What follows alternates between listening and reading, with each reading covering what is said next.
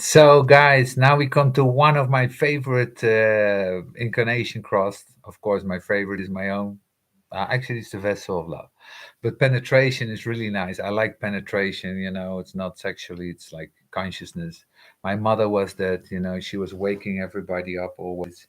And it's to people that wake people up. So I like people that wake up. I always worried about the shock. What happened to the shock? Do you know the right shock? You know? Okay, we keep going. The right angle cross of penetration, the 1 3. Let's take a look at the right angle cross of penetration. Ouch, it's a cross that has the extraordinary power to pierce you.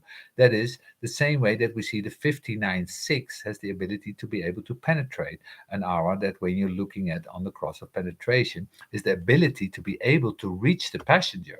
Think about a limo and think about the kind of limbo in which you got the same kind of barrier between the driver and the passenger. Okay, there was a typing fault. There was a B there all of a sudden. Okay, so we're in a limo and there's a barrier between you and the passenger. They usually have an intercom system so that you can talk through to the driver.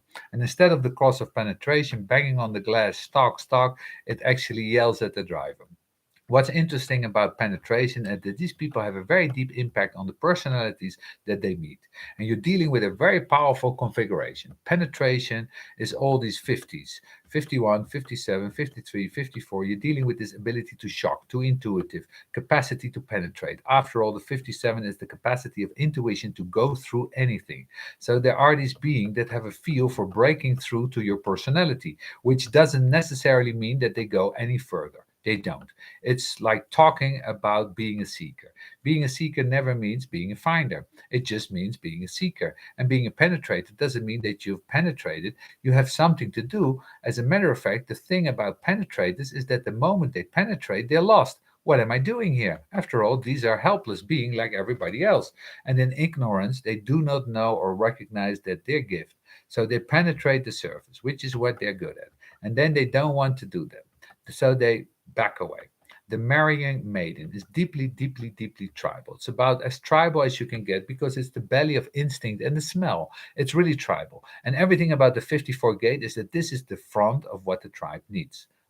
Needs. Look at the mirror. The mirror is the 19th gate. In the 19th gate, it's all about need, but it's personal need, the need for resources that you can get through the support from the other. But the 54 is something else. The tribe needs the 54th. The tribe needs those that are going to be ambitious, that are going to be driven, and that are going to be moved the material will. The first line, 1 3 influence, the ability to achieve influence through secret relationships, anywhere from the private advisor to the Satanist.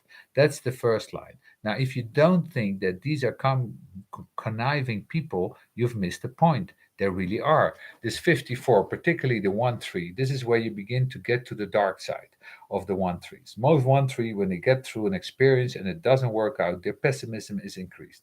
If they're lucky, if they're really lucky, they might discover something of value. These 1 3s are always looking for the weakness in the other. They're always looking for who above them they can take advantage of. And they're not looking at their own mistakes. They're always watching for someone else or something else. It makes 54s as a 1 3 very different. They learn from seeing other people make mistakes, and then instead of correcting them, what they discover, they use as power to climb up the ladder. It doesn't make it sound very nice, but then again, the tribe isn't nice. When you're dealing with the side of the tribe, you're dealing with capitalism. You're dealing with the dog eat dog. You're dealing with step on the hand that helped feed you. And you're dealing with all this climb up the ladder. The tribe breeds this. The tribe doesn't work on authority based on voting. You look at all the great tribal leaders and you see that they rose from poverty. The little Stalin in the middle of nowhere, the little Fidel in the middle of nowhere, the Mao out there in the middle of nowhere. And climbing that ladder gives you enormous power. You learn how to use, gain, and manipulate influence. Now, of course, when you look at the detriment here, you're actually looking at what we could just consider to be a positive. In other words, in that sense, misguided that you don't use this power and that you need formal recognition of your value in order to rise up. In other words, that on the detriment here, you actually have to earn your way up the ladder. The exalted says, any means, baby. It doesn't matter what it is. You make a deal with the devil to be the king of the world. You go ahead. Any means, it's the devil's showdown. It talked to you that the 54s go to heaven. When you're first line, you have Satan. When you go to the fourth line, you may even sit up on the right hand of God. It's deeply, deeply mystical in here. It's a very strange hexagram. And you can see that there are these two divergent paths. There is the triumph on the mundane level, and in the form is material. But there's a greater triumph. I hope, in the same way that the 58 dreams of perfection that may never be reached, that the 38 struggles for purpose that may have never be found, and that the 54 labors in the mines of materialism and may never find the dream of higher reward. Now, with that, never satisfied. Then we go to the 1-4, very small. The 1-3 in its ambition is clever.